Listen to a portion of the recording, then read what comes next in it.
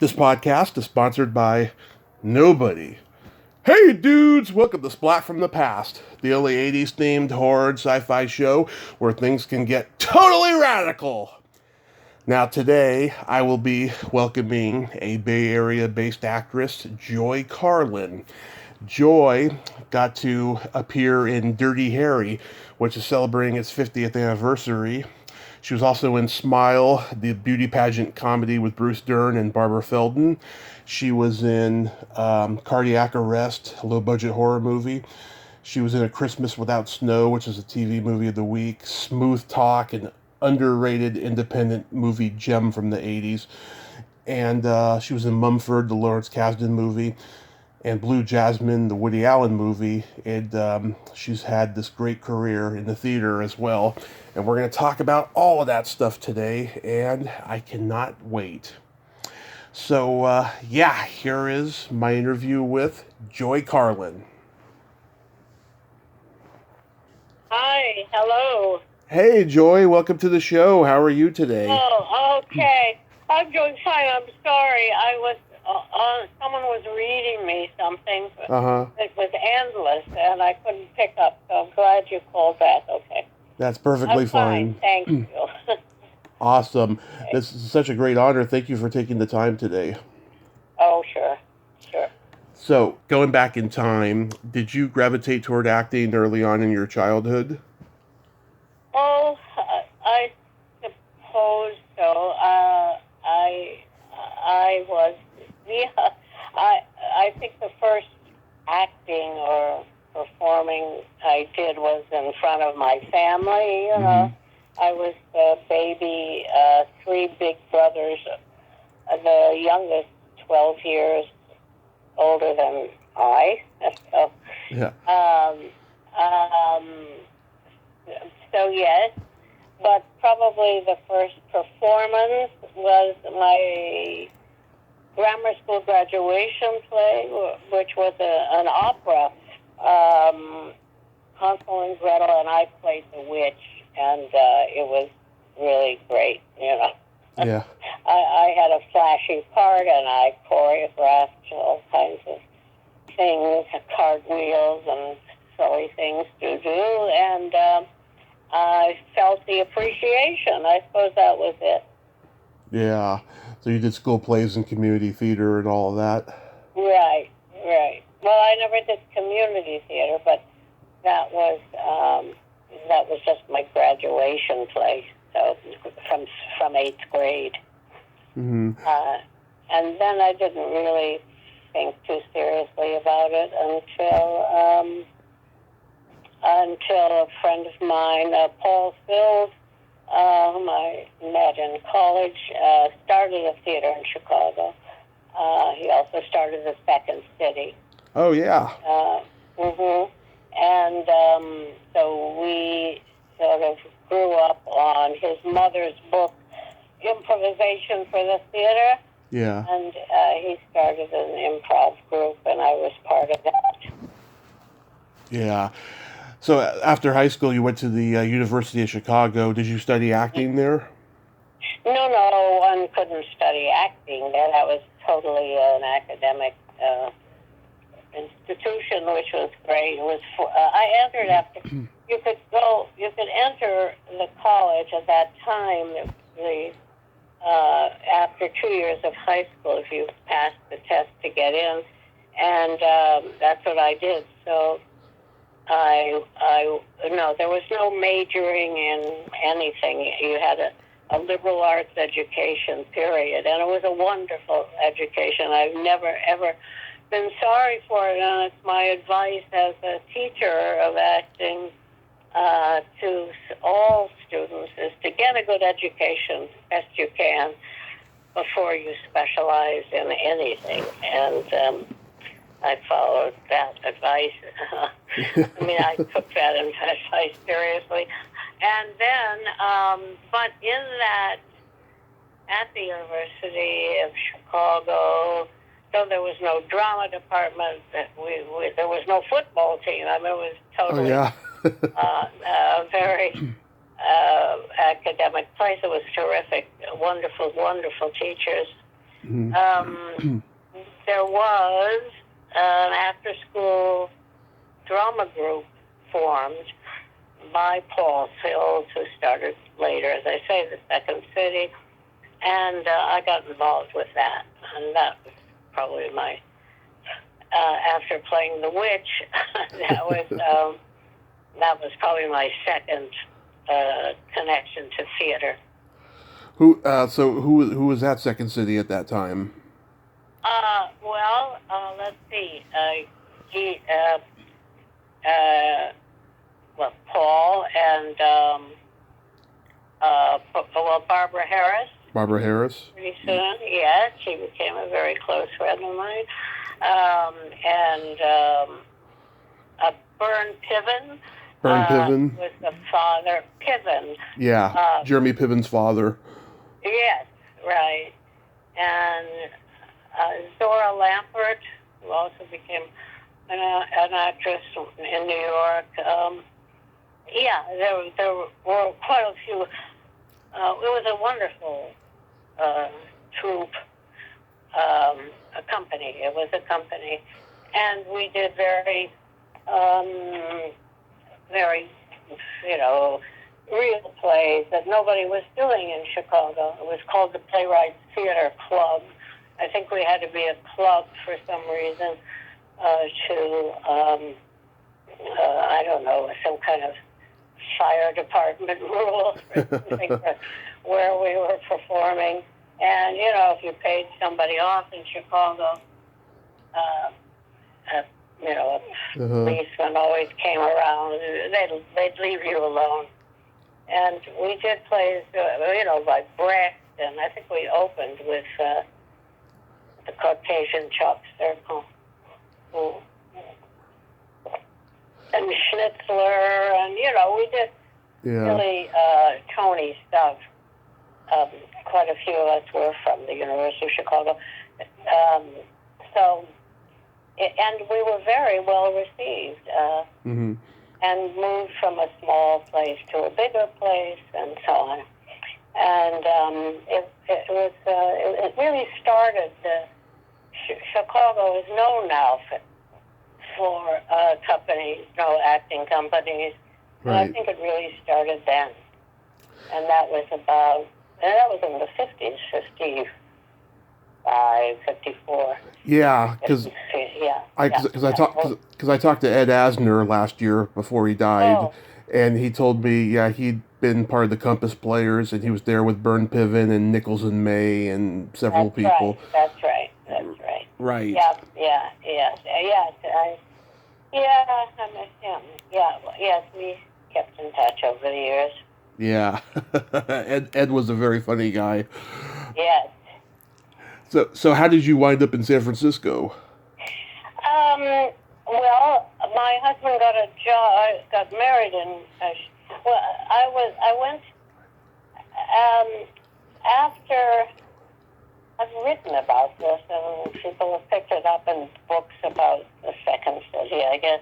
Mm-hmm. But at one point, Mike Nichols and I decided we didn't know how to act, and we better learn how to do it. We were just, winging it. Right. So we went to New York and studied with Lee Strasberg, and for quite a while. And but at one point, Paul Sills called and said, "Come back. I'm going to give you a real job." So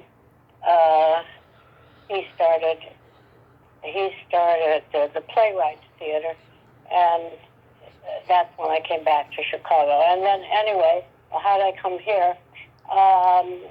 Somewhere in there, I got married to Joy Carlin, who met at Yale. Actually, I was in the drama school. He was in the law school, and he got a job here. That's why we came here.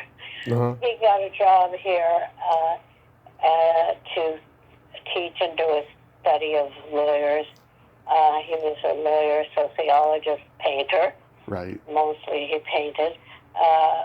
After 1969, he just painted the rest of his life. It was great. And that was in 1969. So we moved to Berkeley so he could get his PhD, and boy, let me think now. So, and then the ACT came to town, and I had a great job there for many years. 25 years I was there, and so that's how we got out here. Actually, it was Jerry who came. Yeah. When you studied in New York, who were your classmates there? Let me see. Well, Mike was there for a while. Mm-hmm. Then who else? Well, once Marilyn Monroe came Oh. to classes, actually, she came. She was already quite well known, but she came and sat in the back, and these were private classes. It wasn't the actors, what is it called? He had a group, but we didn't. Mike and I didn't audition for that. We were too scared. So, so we went to his private classes. But yeah, she was there, looking very plain and sitting in the back row. The way she preferred it. Huh? The way she preferred it, because she wanted to be an actor, not a sex symbol. Is that, yes, no, she was very serious, and he took her very seriously. Right. And Gene Hackman, whom I met there, yeah, and gee, I don't know, a lot of people who are not famous, I guess, but they were good actors. It was a very good group. Nice. That is just so amazing. You got to be a part of that generation with all those people who became icons later. Yeah, that's true. That's true. Did you have a role in Bullitt? Oh, I guess I did. Yes, I did. I get like 98 cents in checks for in residuals once in a while. I was in Bullitt, but I cannot even tell you what I think I was in a as I mentioned to you before, I think it was a restaurant or a coffee shop or something. I was at a table of people. I don't remember having any lines in the show, but I was there. Mm-hmm. I was in Bullitt. And what year was that? My goodness. That was 1968. 1968. Okay, so that was before ACT came to town.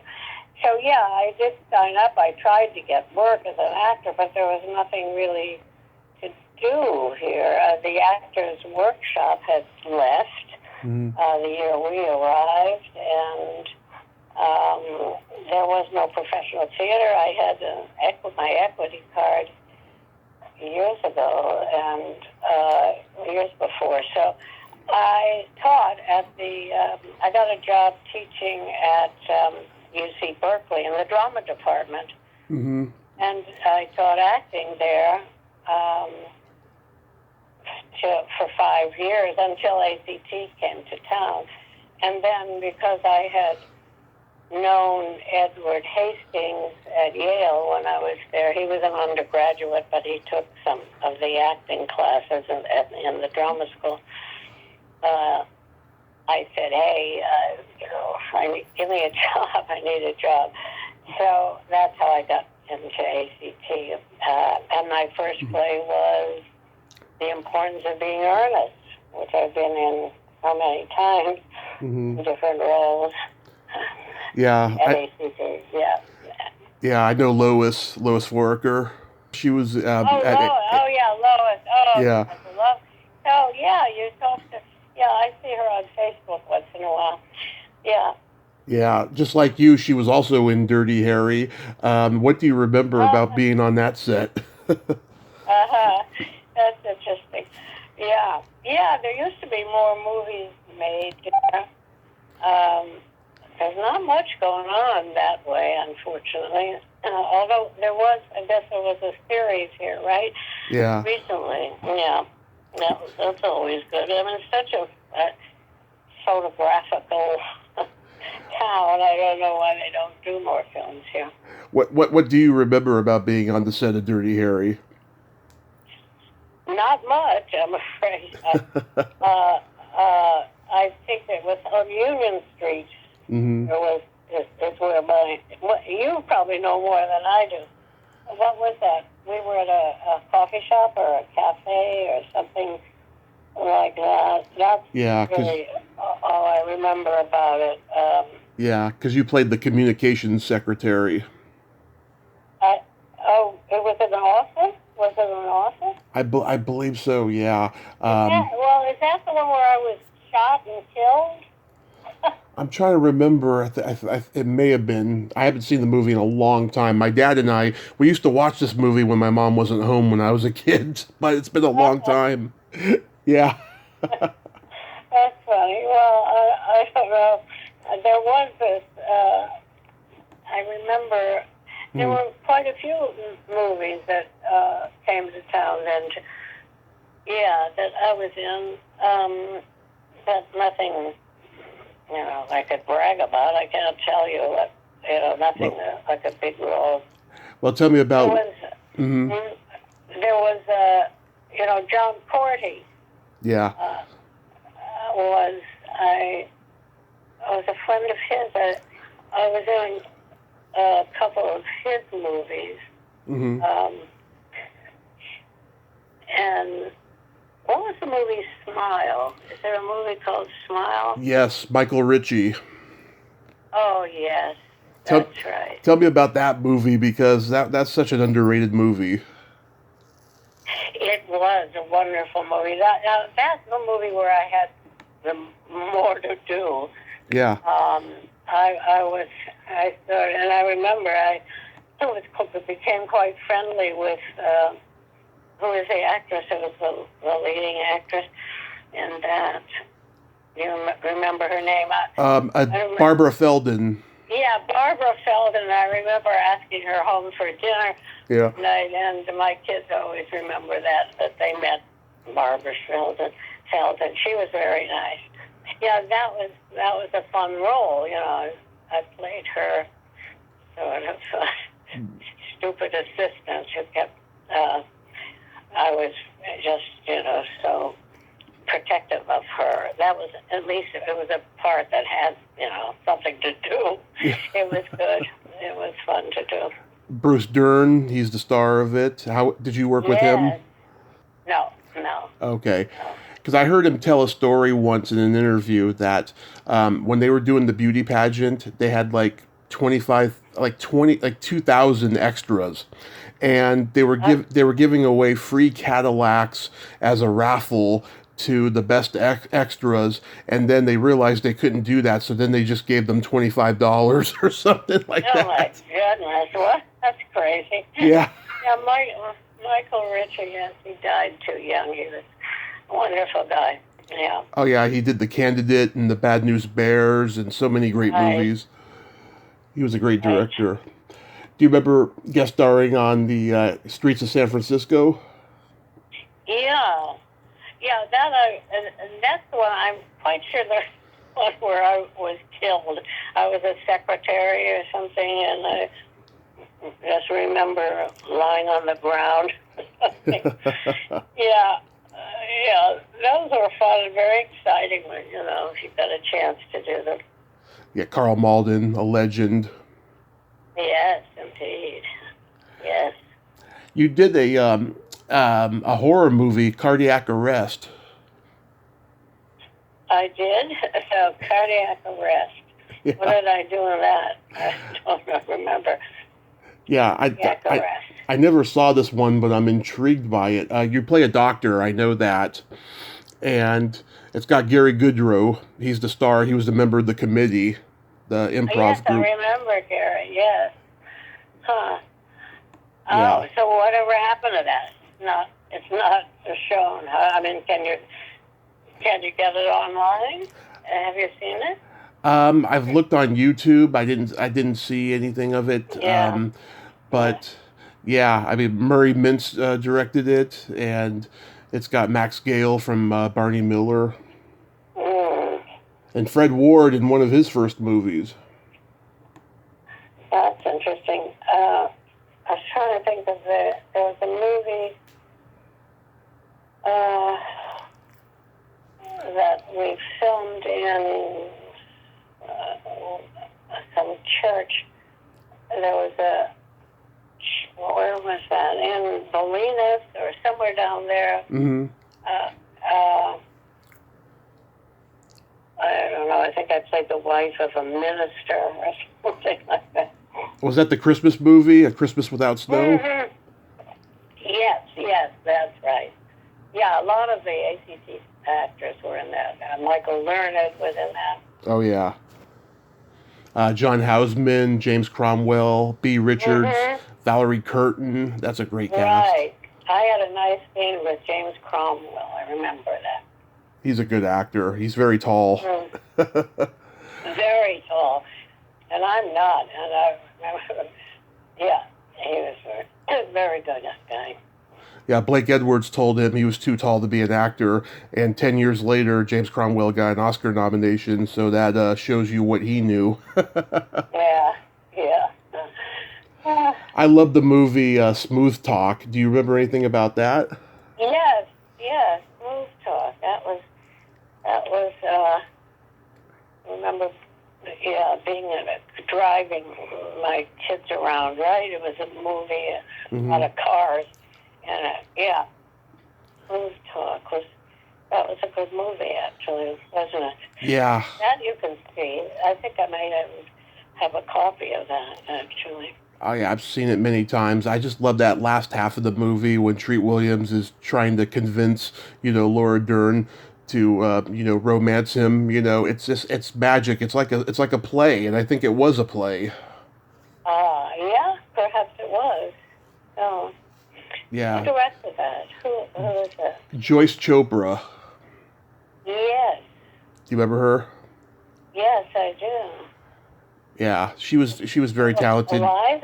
She alive? she died. I don't know when, but I know she passed, and it's sad because she was very talented. Yeah, she was. PBS used to play this movie all the time when I was a kid. Oh, huh. That's how I discovered it. Oh, interesting. Yeah. Smooth Talk. You played the judge in Mumford. Do you remember that? Yes, I do. Yeah, what's Lawrence Kasdan like to work with? Well, that was very exciting to work with him. I mean, just because I knew who he was and admired his work. I have a jacket for. You know how sometimes they give out jackets on these shoots that says that, it's got that logo on it. Anyway, yeah, that turned out to be a good movie. And did you? And a judge, that was fun. Judge Otto sounds like she's German. Well, she's never no accent. Yeah. I'm just saying though, it sounds like a German name. Did you worked with Woody Allen on Blue Jasmine? Yes. Yeah. What was he like? I heard he's not very emotionally available for actors. Oh, well, that's true. I think he just. Well, I remember I auditioned for a different part in that movie for, I don't know, the mother of who was the guy, the hero, the leading man in that movie. Alec Baldwin, right? No, it wasn't Alec Baldwin. Yeah, he was in it. Yeah, but by the way, I think that's the movie where, when they play the cast at the beginning sometimes, and my name came first because it's Carlin and then Baldwin. It was alphabetical. Oh, okay. But I had a very small part in that movie. Yeah, so I do remember that. Peter Sarsgaard, he's the other male lead in the movie. Yeah, that's right. Well, I was cast as his mother, and then when Woody saw me, he changed it, and I was the woman on the plane. Mm-hmm. I like that. That's probably my longest part in film. In the opening scene, Yeah. Blanchett, which was lovely, talking, and she's talking away Mm-hmm. in her madness. She's so good, and then I meet my husband afterwards, and Yeah. picking up our luggage, and he says, "Who are you talking to? Who are you talking to?" And I say, "I don't know. I have no idea." She just started talking to me. That was really a nice scene. It was an actual something happened from one scene to another. Yeah, it's one of Woody's more recent movies I enjoyed, I have to say. Do you still teach at Berkeley Rep? No, I never taught at Berkeley Rep. I thought you did. I taught at UC Berkeley, and I taught at ACT. But at Berkeley Rep, I directed there. I've acted there. Mostly I'm directing these days. I don't care to act much anymore. But I love to direct. So I've been doing a lot of that. Yeah, how's COVID been for you? I mean, do you have any separation anxiety because you want to direct? No. Well, anxiety because I want to direct. What do you mean? Well, Oh yeah, I mean no. direct a play. Yeah. No, I haven't. I'm not bothered by it. I mean, I follow the rules, and I don't. It hasn't really. It's certainly slowed down to a standstill, theater activities, but they're starting up again now, and right. I think it's going to be okay. I think. Yeah. I think it's going to be good. Yeah, I can just see the world starting to open up again, and there's a lot of craziness going on in the world, and there always will be. But I think we have an optimistic point of view that everything's going to be all right, and that's good. Yeah, yes. I mean, things certainly theater is coming back. It's back. I mean, I've been to quite a bit.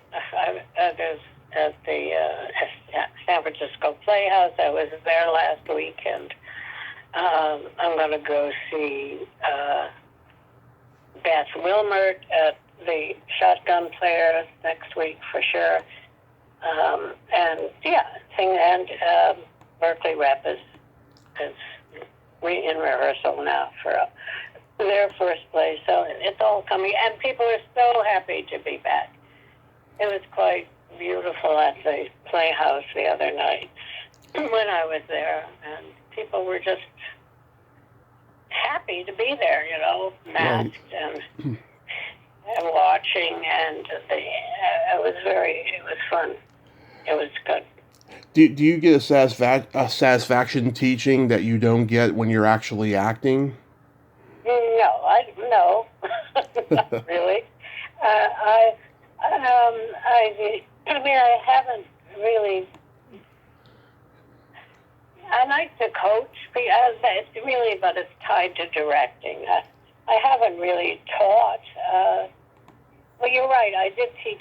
That was so long ago at UC Berkeley that was just because there was nothing to act or direct in when I first got here. But that was many, many years ago. So, but I do like to teach. But I wouldn't look for a job teaching acting. Right. Yeah, because I talked to some actors and they tell me they should have taught, a long time ago because it would have been so much easier for them because actors, they went through long periods where they couldn't get work. Yeah. Yeah, that's true. Well, that's true. But I hope that'll be over pretty soon. Well, let's all hope.